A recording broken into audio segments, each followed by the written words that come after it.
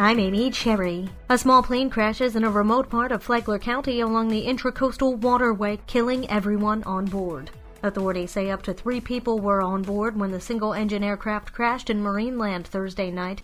After a 12-hour search, rescue crews found what was left of the aircraft Friday in the river-to-sea preserve near the St. Johns County line. The plane belonged to a private flight school in Ormond Beach called Sunrise Aviation. It was bound for Ormond Beach from Brunswick, Georgia, when it came crashing down. Up to 3 people were on board the plane. This portion of WNZF Local News, a service of the Daytona Beach International Airport. Fly to the Big Apple in a New York minute on JetBlue from the Daytona Beach International Airport.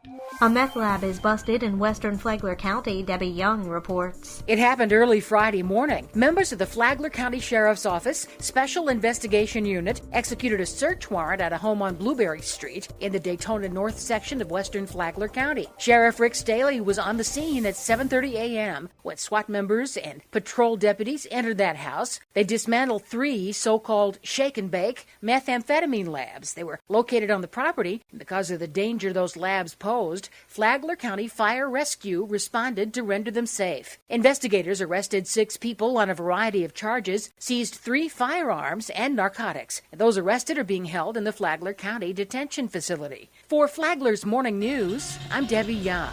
More people are flying into and out of Daytona Beach International Airport. Traffic was up 8% last month over the same period last year. Jay Cassens, Director of Business Development, says last month was one of the biggest increases in traffic for all 3 airlines, but especially JetBlue. We've seen increases in passenger traffic for JetBlue specifically every month in 2017, which is really a great sign. That means demand is growing, and the interest and the notoriety of JetBlue being in Daytona Beach is getting out there. The word's getting out there. And so it's really great to see them have growth. Cassens says he expects Delta and American Airlines, which have both had full planes, to add more flights. He adds the convenience of the airport, including speedy ticketing and security lines and cheaper flights, make it a top choice for Flagler County residents.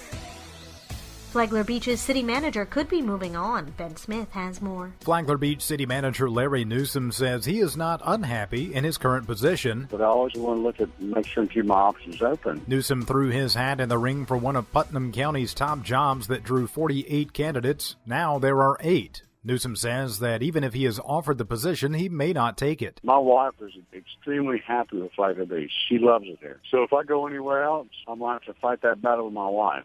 Like I say, I'm happy here. Flagler Beach City Commission Chair Jane Mealy says she does not want Newsom to leave, but she sees the practical side of Newsom's application. I know that people in his position will often just try it, see what happens. You know, he's at the whim of the commission, and the commission could change every year. Putnam County will trim the candidate field to 4 on Tuesday. For Flagler's Morning News, I'm Ben Smith. And now you're up to date on Flagler's Morning News. I'm Amy Cherry.